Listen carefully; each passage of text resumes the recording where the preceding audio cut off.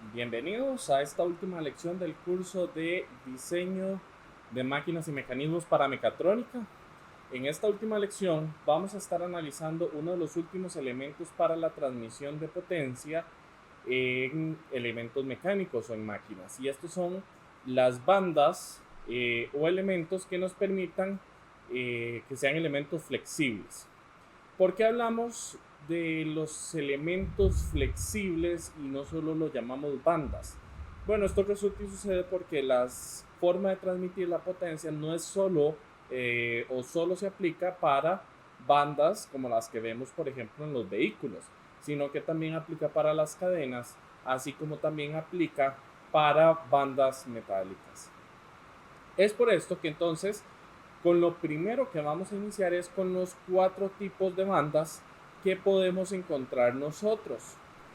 Las bandas que podemos encontrar nosotros están las de poleas abombadas, que utilizan bandas planas, las poleas ranuradas o acanaladas, que para estas son muy utilizadas las bandas redondas y en V, y las bandas de sincronización, que requieren de ruedas dentadas o catarinas.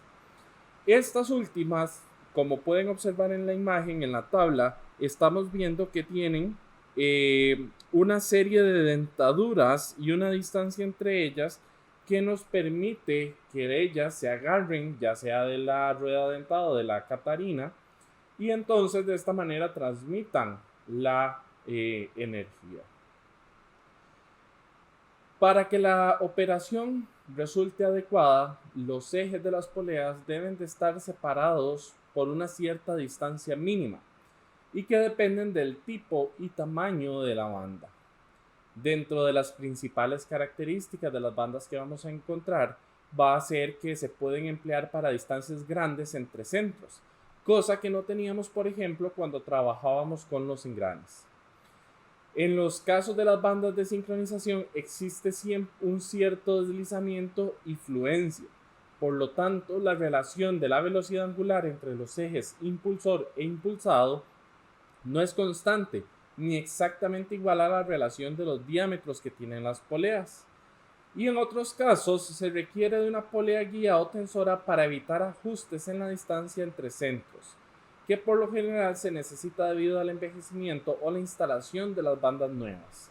Recordemos que las bandas son elementos flexibles y al ser elementos flexibles nos obligan a que podamos mantener siempre la tensión o que tengamos que mantener la tensión a lo largo de su vida útil. De ahí entonces que necesitamos por fuerza alguna manera de poderlas tensar. En la, en la siguiente imagen que estamos viendo, podemos ver cómo se ilustra una geometría, y estamos viendo esta primera de acá, cómo se ve una geometría abierta y cruzada, que es la segunda imagen que tenemos, de las transmisiones por bandas planas. En el caso de una banda plana con esa transmisión, la tensión es tal que la holgura o la colgadura es visible cuando la banda está en operación. ¿Por qué es que nos interesan estas dos imágenes? Bueno, estas dos imágenes, y no son las únicas formas, estas son particularmente para las bandas planas, pero tendremos otras configuraciones que ustedes pueden leer más y ver más en el libro, nos permiten ver cómo se haría una distribución típica de una de estas bandas. Hay cosas que tenemos que ver y que son muy importantes, y es que, por ejemplo, en el caso de una banda plana los podemos aplicar de esta forma, pero si nosotros quisiéramos transmitir con alguna otra forma, vamos a tener que cambiar las poleas para que sean de acuerdo a lo que necesitamos. Las bandas planas típicamente se fabrican con uretano y también con tela impregnada con caucho reforzado con alambres de aceros o cuerdas de nylon para soportar las cargas de tensión. Una o ambas superficies quizás tengan un recubrimiento superficial de fricción. Las bandas planas son silenciosas eficientes a alta velocidad y pueden transmitir grandes cantidades de potencia a lo largo de grandes distancias entre centros. Por lo general, las bandas planas se compran por rollo o se cortan a la medida deseada y sus extremos se unen mediante accesorios especiales proporcionados por los fabricantes. Sin embargo, podemos comprar bandas que ya vienen unidas de fábrica para poderlas utilizar así. Por la forma, un sistema para generar un sistema que transporte una o dos más bandas planas que funcionen de lado a lado, se suele tener o se suelen utilizar estas. ¿Por qué? Por su simplicidad. Por otro lado, las bandas en V se suelen hacer de tela y de cuerda y a menudo coses algodón, rayón o nylon e impregnadas siempre con caucho. En contraste con las bandas planas, las bandas en V se emplean con poleas similares y con distancias más cortas entre centros. Las bandas en V son un poco menos eficientes que las bandas planas, pero se emplean varias en una sola polea para formar un sistema múltiple. Las bandas en V solo se fabrican para cubrir ciertas longitudes y no tienen juntas. ¿Qué quiere decir que no tienen juntas? Que son continuas. Finalmente, las bandas de sincronización están hechas de tela impregnadas con caucho y con alambres de acero. Además, tienen dientes que entran en ranuras formadas en la periferia de las ruedas dentadas. La banda de sincronización no se estira ni se desliza, por lo que transmite potencia con una relación constante de velocidad angular. El hecho de que la banda sea dentada proporciona varias ventajas respecto a las bandas ordinarias. Una ventaja es que no se necesita tensión inicial, de manera que se utilizan en transmisiones con centros fijos. Otra es la eliminación de la restricción sobre las velocidades. Los dientes hacen que opere casi a cualquier velocidad, lenta o rápida. Las desventajas son el costo inicial de la banda, la necesidad de utilizar ruedas ranuradas en el sentido transversal y las fluctuaciones dinámicas concurrentes causadas en la frecuencia de acoplamiento de los dientes de la banda. Estas bandas, si ustedes han visto una impresora 3D, son muy utilizadas. ¿Por qué? Porque nos permite entre distancias muy largas transmitir potencia y a su vez nos da la facilidad de mantener una cierta precisión en el movimiento por una de estas ventajas de que no importa la velocidad a la cual deba moverse. Ahora bien, cuando hablamos de las transmisiones modernas de las bandas planas, vamos a estar frente a una banda que consiste en un núcleo elástico fuerte rodeado por un elastómero. Estas bandas tienen muchas ventajas sobre las transmisiones de engranes o las bandas en V.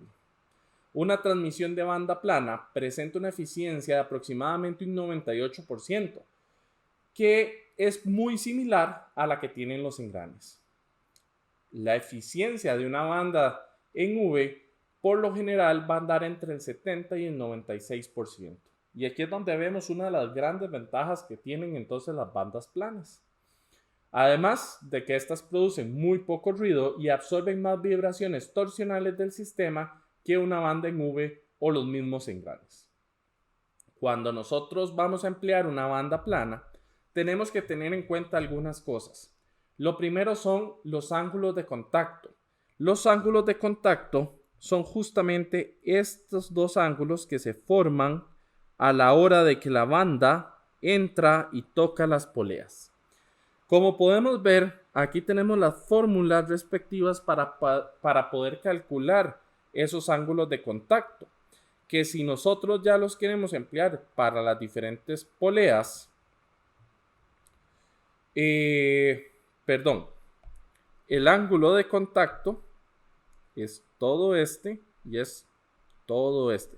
Es donde la polea toca el ángulo de contacto. Entonces, si yo quiero calcularlo, observen que realmente es la mitad del círculo en un caso y en el otro caso es menos de la mitad de un círculo. Entonces, ¿qué es lo que tenemos que hacer?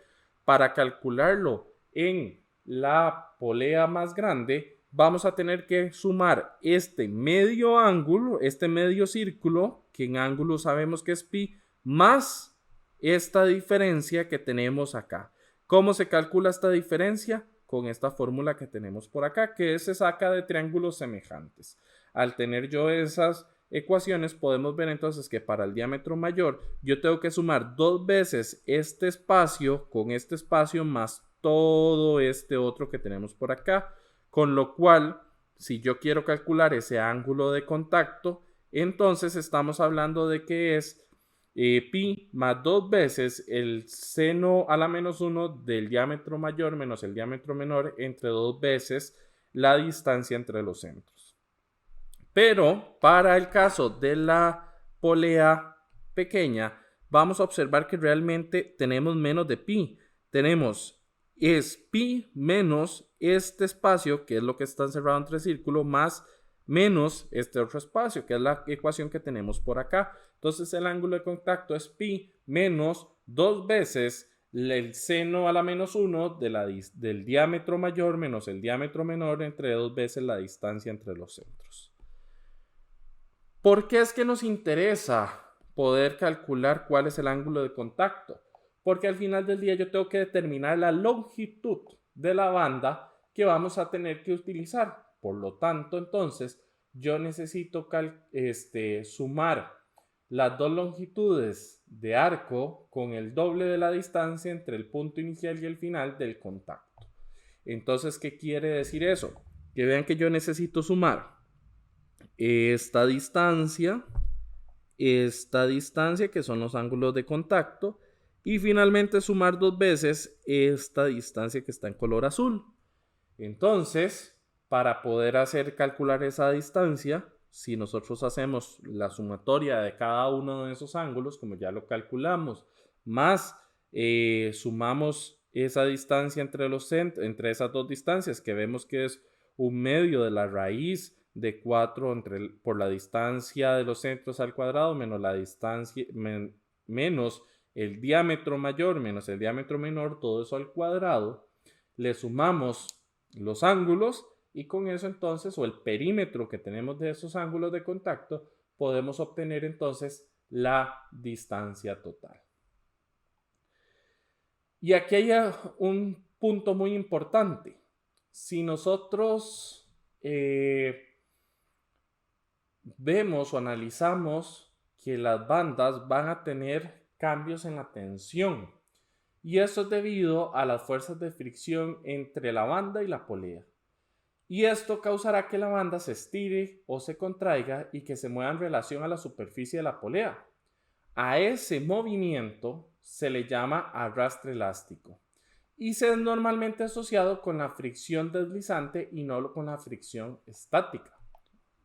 Por decirlo de otra manera, si nosotros decimos que esta polea grande es la que lleva el giro y es la que está girando en ese sentido, es lógico pensar que la carga va en un inicio, si yo pudiera frenarlo, por la inercia va a tender a girar hacia el otro sentido. Eso va a causar que en este lado yo tenga una tensión, pero del otro lado la banda se afloje, o sea, el lado menos tenso. Esto es algo que se había analizado ya en estática y en dinámica. Entonces, ese efecto, al tener un elemento que es flexible, entonces se nos da este fenómeno.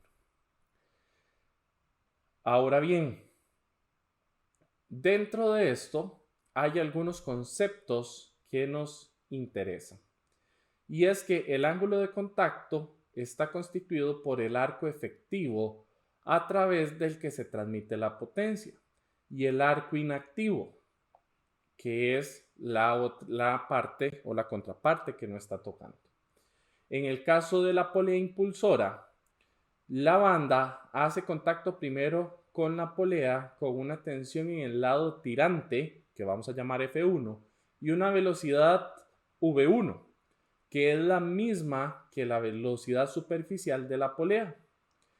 Luego, la banda pasa por el arco inactivo sin cambio en la fuerza 1 y la velocidad 1, que era la tensión en el lado tirante, y la velocidad en ese mismo lado. Después comienza el arrastre o el contacto deslizante y la tensión en la banda cambia de acuerdo con la fuerza de fricción. Al final del arco efectivo, la banda sale de la polea con una tensión en el lado flojo, que lo vamos a llamar F2, y una velocidad reducida V2. Esto es lo que está explicando entonces las acciones que se dan en el movimiento del arrastre elástico. Ahora bien, si nosotros queremos aplicarlo, se supondrá que la fuerza de fricción en la banda resulta proporcional a la presión normal a lo largo del arco de contacto. Y lo que se busca de primero es una relación entre la tensión del lado tirante y la tensión del lado flojo. Similar a como se vio con los frenos de banda, pero en este caso se incorporan las consecuencias del movimiento, es decir, la tensión centrífuga en la banda. Para ello, si yo tomo entonces esa figura donde estábamos girando y vamos a tomar solo una sección de la banda para hacer su análisis respectivo en centrífugo, es decir, digamos que yo voy a tomar esta sección que está en rojo y la ponemos, vamos a obtener un diagrama de cuerpo libre como el que se ve en esta figura. Vean que es un segmento pequeño de la banda y la fuerza diferencial de S se debe a la fuerza centrífuga. El diferencial de N es la fuerza normal entre la banda y la polea y la fuerza por el diferencial normal es la tracción cortante o de cizallamiento ocasionado por la fricción en el punto de deslizamiento. El ancho de la banda va a ser B, mientras que el espesor es T. Y la masa de la banda M se expresa en longitud unitaria.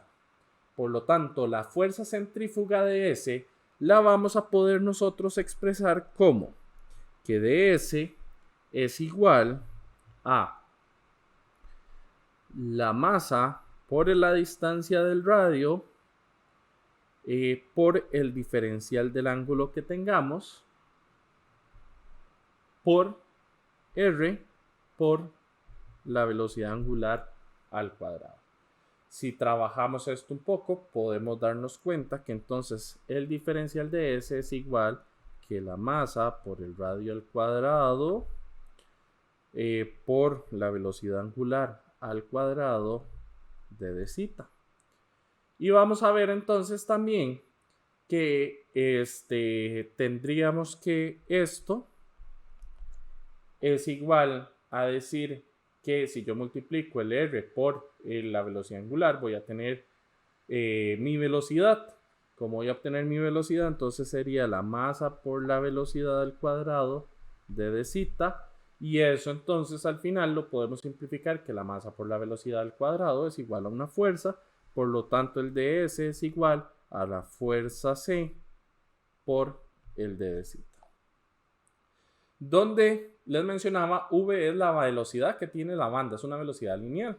Ahora, si sumamos las fuerzas radialmente, vamos a tener lo siguiente. Entonces vamos a tener que la sumatoria de fuerzas radiales va a ser igual a menos la fuerza más el diferencial de la fuerza por el diferencial del ángulo entre 2 menos la fuerza por el diferencial del ángulo entre 2 también, más el diferencial de la fuerza normal, más el diferencial de S.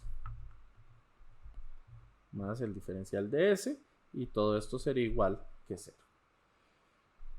Entonces, si hacemos el caso omiso del término de orden superior, podríamos entonces simplificarlo a que nos quede que es el diferencial de N va a ser igual a la fuerza por el diferencial de zeta menos el diferencial de S. Que ya conocemos el diferencial de S, ya lo calculamos anteriormente. Entonces, como ya conocemos cuál es el diferencial de S, ¿verdad? Ahora, eso lo podríamos intercambiar. No lo vamos a hacer aún. Lo que vamos a hacer ahorita es que vamos a sumar las fuerzas tangenciales y con la sumatoria de las fuerzas tangenciales, vamos a tener que esto es igual a menos la fuerza por el diferencial de N menos la fuerza F más la fuerza más el diferencial de F, que todo esto iría junto, y esto es igual que 0. Entonces, ahora bien, combinemos ahora sí esta ecuación con la ecuación del diferencial de S, que nos interesa, y esto entonces nos quedaría como resultado que el diferencial de S es igual, el diferencial de F, vamos a dar ya la respuesta final, ustedes podrán hacer todo el desarrollo, es igual a la fuerza por F por el diferencial de zeta menos la fuerza por la masa por el radio al cuadrado por el omega al cuadrado de d zeta. De otra forma escrita, podríamos entonces ponerlo que el diferencial de la fuerza respecto de zeta es igual, menos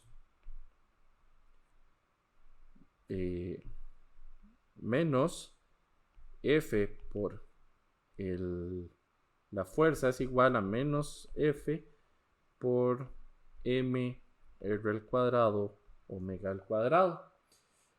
Que vean que entonces tenemos una ecuación diferencial lineal de primer orden no homogénea y entonces la solución que nos daría esto si la resolvemos es que la fuerza es igual a por la E elevado a la F de zeta más M por R al cuadrado omega al cuadrado.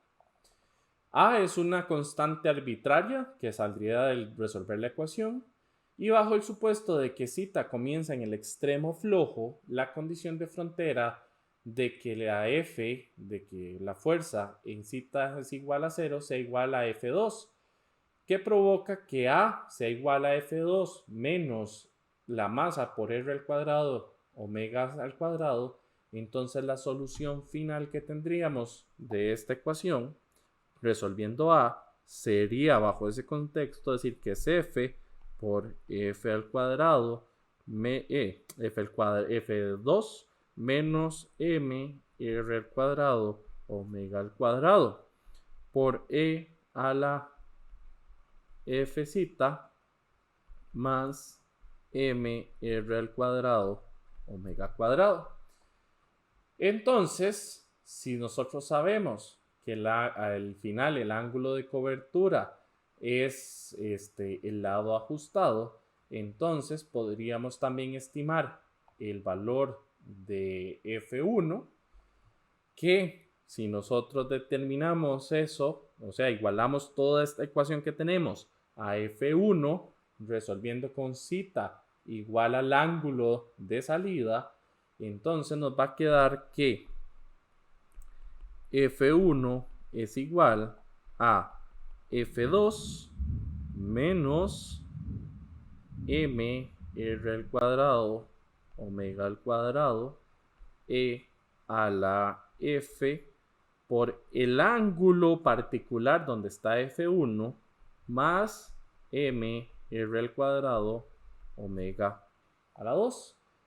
Si nosotros entonces reescribimos esta ecuación de una forma que nos sea más útil, nos va a quedar que F1 menos la masa por R al cuadrado omega al cuadrado entre F2 menos M R al cuadrado omega cuadrado va a ser igual que F1 menos FC entre F2 menos FC, que es igual a la exponencial de F por el ángulo donde está F1.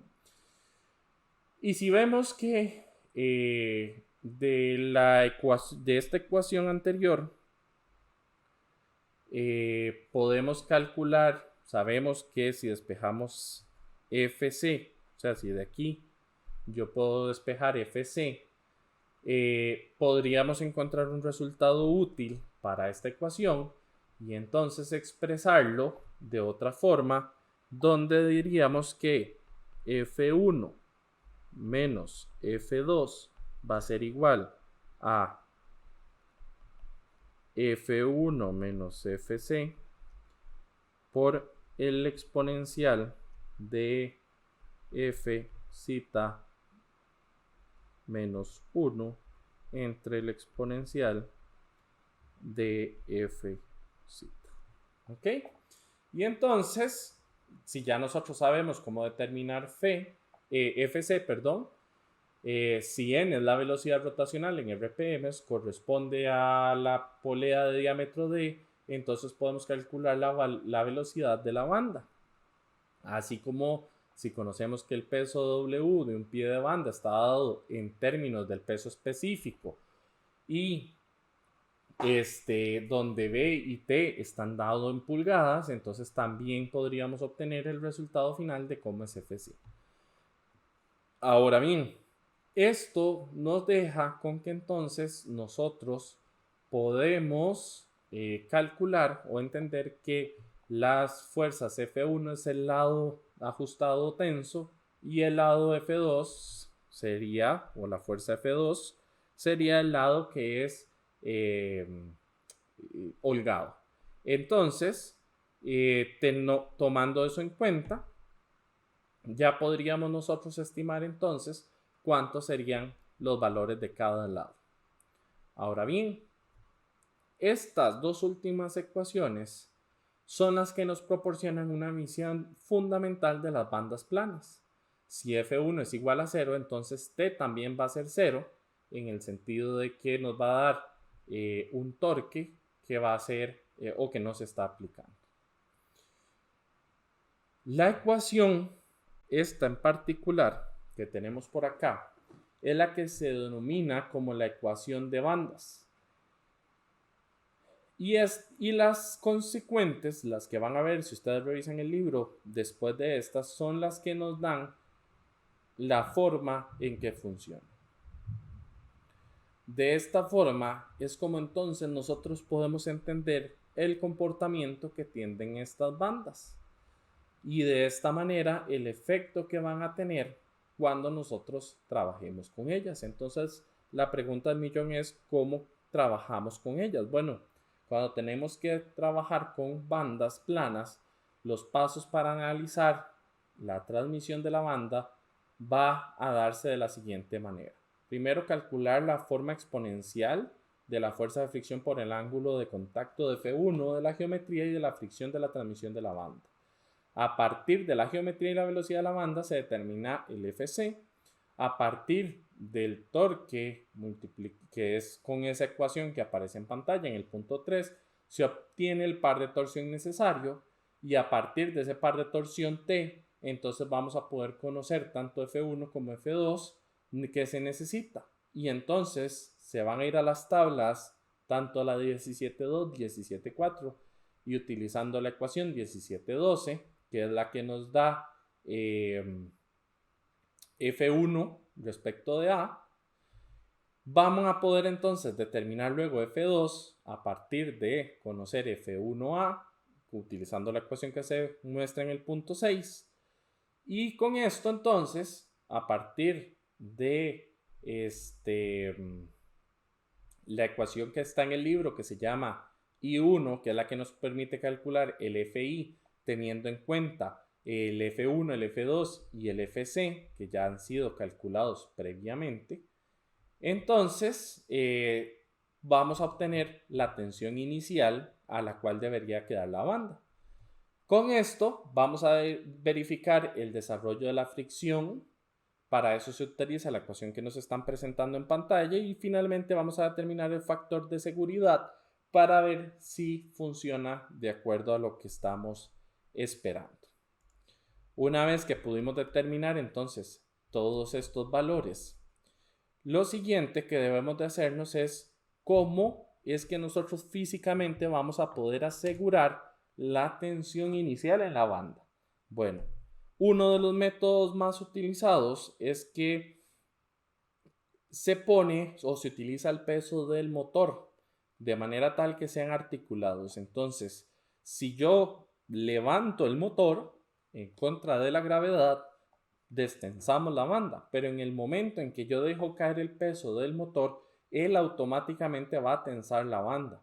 Esto lo que nos da es que nos da una tensión inicial correcta y la mantenga a través del tiempo.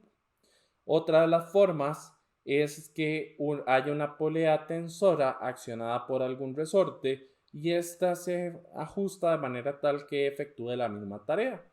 De hecho, que si ustedes han alguna vez abierto el capó de un carro y han visto la banda, podrán observar que en algunos modelos hay una banda tensora, una polea tensora, perdón, que está accionada por un resorte y que para poder quitar la banda hay que quitar esa tensión con alguna palanca, o por el contrario, alguno de los elementos que utiliza la banda tiene unos tornillos de ajuste para que nosotros manualmente la tensemos y entonces con esto podamos darle la tensión correcta. Ahora bien, una de las cosas más importantes cuando trabajamos con este tipo de bandas que debemos de tener muy presente es lo que se conoce como la teoría de la catenaria. Una catenaria tiene ese nombre porque es la forma que adopta cualquier elemento o una cadena solo por el peso de la gravedad. Es decir, si tomamos una cadena por dos extremos, siempre va a adoptar una curvatura. Esa curvatura es lo que nosotros llamamos una catenaria. Estas catenarias aparecen en muchísimas cosas, en muchísimos elementos de la naturaleza, y uno de ellos es en todo cable o cuerda o banda que esté atada en dos puntos. Entonces, cuando tenemos y se da, este elemento es muy importante, se da por el mismo peso del elemento, es decir, cuando hablamos de una cadena sería el peso de cada eslabón. En una banda sería el peso que tiene inherente en cada punto de ella. Cuando la banda está estática, entonces, esta se flexiona y va a formar esta forma de catenaria, y a eso es lo que nosotros tenemos que poderlo medir de alguna manera. Y es justamente con la ecuación que tenemos presentes en este momento en pantalla, en el cual la D va a ser de acuerdo a la caída que se da en pulgadas, C es la distancia entre los centros que se debe dar en pies, el W es el peso por pie de la banda y el FI va a ser igual a la tensión inicial que tiene. Entonces, si nosotros tuviéramos una tensión inicial de 270 libras, por ejemplo, podríamos estimar con alguna banda cuál sería esa caída en forma de catenaria. Ahora bien, esto que acabamos de analizar es para cuando hablamos de bandas que tienen elastómeros, o sea, que son hules, principalmente lo que utilizamos. En el caso de que estemos utilizando bandas planas pero metálicas, que tienen muchas ventajas, por ejemplo, tenemos características de resistencias muy buenas, estabilidades geométricas muy buenas, se usan láminas muy delgadas para poderlos utilizar, y que tiene aplicaciones muy interesantes en el mundo de donde tenemos que tener ambientes controlados. Nos facilitan muchas cosas, pero ya estamos cambiando de material. Entonces la primera gran pregunta es que cuando estamos analizándolas, nosotros deberíamos tomar en cuenta los factores de Marin que ya vimos para estas, porque van a estar sometidas a cargas que podrían ser sometidas de fricción. Bueno, aunque son geometrías simples, nunca debemos emplear el método de Marin, porque la condición que tienen la soldadura a tope cuando las unimos para poder hacer la forma de banda, nunca las vamos a conocer con precisión y los ensayos de muestras resultarían muy difíciles. Entonces las bandas se hacen funcionar hasta que se muestren fallas en 2 poleas de igual tamaño.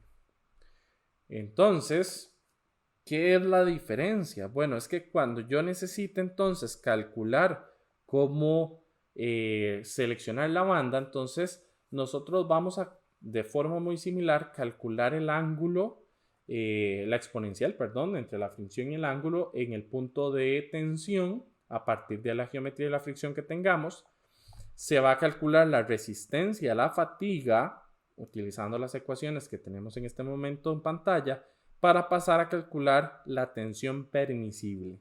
Una vez que tenemos la tensión permisible, entonces vamos a calcular la diferencia entre las fuerzas que nos va a dar el torque que vamos a estar aplicando.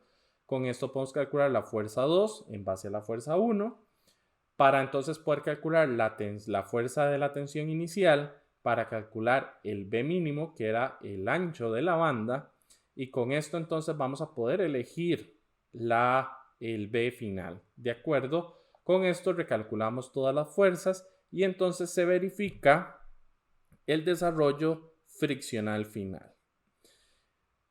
Estos pasos que acabo de describirles es lo que les va a permitir entonces poder determinar si una banda metálica la podemos aplicar o no. De ahí en fuera, las recomendaciones va a depender más de para qué aplicación en particular vamos a utilizar estas bandas. Como pueden verlo, se suele usar sobre rodillos y funcionan o tienen el mismo concepto que las bandas que ya vimos anteriormente. Lo que nos interesa a partir de ahí es cómo nosotros podemos analizar este nuevo material que no teníamos en cuenta anteriormente. Ahora, no solo tenemos este tipo de bandas, también tenemos las bandas en V. Las bandas en V, los fabricantes han estandarizado las dimensiones de las diferentes secciones transversales que hay para las bandas en V. Y para ello se designaron entonces a cada sección una letra del alfabeto para los tamaños en pulgadas. Las dimensiones métricas se van a designar mediante números. Para nosotros analizarlo y diseñarlas, vamos a verlo o vamos a analizarlo de forma más rápida o expedita que lo que hicimos anteriormente. Para ellas, tenemos que tomar en cuenta que hay diámetros mínimos de la polea y el intervalo de las potencias de cada una de las secciones designadas con letras las vamos a poder encontrar en diferentes tablas. Una de esas tablas es la que se aparece en el libro como la 17.9, donde vemos la sección de la banda, el ancho de que va a tener, el espesor, el diámetro mínimo de polea y el intervalo de potencias entre los cuales va a funcionar. De igual forma, cuando especificamos una banda en V, se proporcionan las letras de la sección de la banda, seguidos por la circunferencia interior en pulgadas. Normalmente las circunferencias estándar se proporcionan en tablas, como en la tabla 17.10 del libro, y entonces, por ejemplo, podemos hablar de una banda B75, que es una banda con sección B que tiene una circunferencia de 75 pulgadas. Y aquí es donde entonces podemos ver algunos aspectos importantes. Por ejemplo, estas bandas no se venden por metros y no hay que unirlas, sino que ya se venden con un tamaño definido de acuerdo al que el fabricante nos tiene definidos. Uno de los cálculos implicados en la longitud de la banda se basa en la longitud de paso. Y para cualquier sección de banda dada, la longitud de paso se obtiene siempre sumando una cantidad a la circunferencia interior. Por ejemplo, en la banda B75 tiene una longitud de paso de 76.8 pulgadas, que de manera semejante los cálculos se van a realizar de la velocidad y se realiza mediante los diámetros de paso de la polea. ¿Dónde obtengo ese valor que hay que sumarle? Bueno, en el libro ustedes van a encontrar la tabla 17.11 que tiene los tipos de secciones y cuánto es esa cantidad a sumar. Por ejemplo, en la A ustedes deberían de sumar un 1.3, en la D 3.3, en la B 1.8. Si ustedes observan, en todo este momento he hablado en pulgadas, porque el libro utiliza en todo momento pulgadas para calcular. Una de las partes importantes es que nosotros tenemos que calcular la distancia entre centros, para lo cual nosotros tenemos que calcular la longitud de paso. Es una fórmula que se llama que es la 1716, que ustedes van a poder ver en el libro, para poder entonces hacer las estimaciones apropiadas. Esto nos lleva a que ¿cómo haríamos nosotros el análisis? Bueno, al igual que en los casos anteriores, el análisis de una transmisión de banda en V la vamos a hacer primero encontrando la velocidad, la longitud de paso LP, así como la distancia entre los centros, calculando la exponencial con el ángulo de la fuerza 1, que es la fuerza del lado tensionado. Para lo siguiente que vamos a calcular son las variables HA, que es la potencia permitida, así como el valor tabulado de H, de la potencia que tenemos, con los diferentes valores para después redondearlo. Una vez que tenemos esos valores, vamos a determinar las fuerzas, la FC, la diferencia entre las fuerzas F1 y F2, la fuerza de tensión inicial, así como la fricción con el valor de velocidad. Con esto obtendremos la vida útil de la banda en número de pasos u horas, si es posible. ¿Para qué queremos entonces tener todo esto? Para que entonces nosotros podamos determinar si la banda va a funcionar de forma apropiada o no. ¿Cómo realizamos todos estos cálculos? Bueno, es siguiendo las fórmulas que vienen en el libro y las tablas que nos proporcionan ahí en caso de que sean en pulgadas. Si no, recordemos que cada fabricante nos puede proporcionar toda esta información para que nosotros simplemente tengamos que verificar estos 4 puntos. Bien, la otra banda que estuvimos analizando es la banda de sincronización. Y la primera gran pregunta es que ¿por qué estas bandas no requieren de la tensión inicial? Esto es debido a que una banda de sincronización no se estira ni se desliza y en consecuencia transmite potencias a una relación constante a velocidad angular y no requiere de esa tensión inicial porque entonces no hay una manera en que pueda deslizarse. Volvamos al ejemplo de las impresoras 3D. Cuando ustedes ven una impresora 3D con una banda de este estilo de sincronización, ustedes no ven elementos tensores o algo que les diga cuánto es la tensión inicial que deben de tener, porque no va a poder deslizar. Evidentemente, si lo dejamos muy flojo, vamos a tener problemas a la hora de que pueda hacer bien su funcionamiento.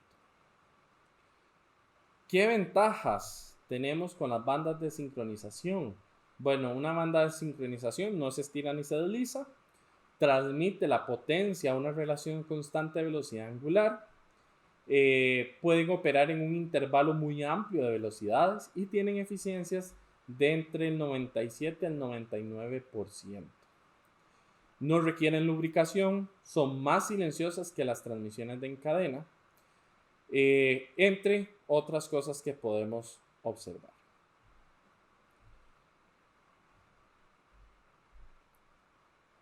Otro elemento que tenemos nosotros para analizar son las cadenas de rodillos. Vamos a ver las cadenas que nosotros conocemos comúnmente, por ejemplo las que vemos en las bicicletas.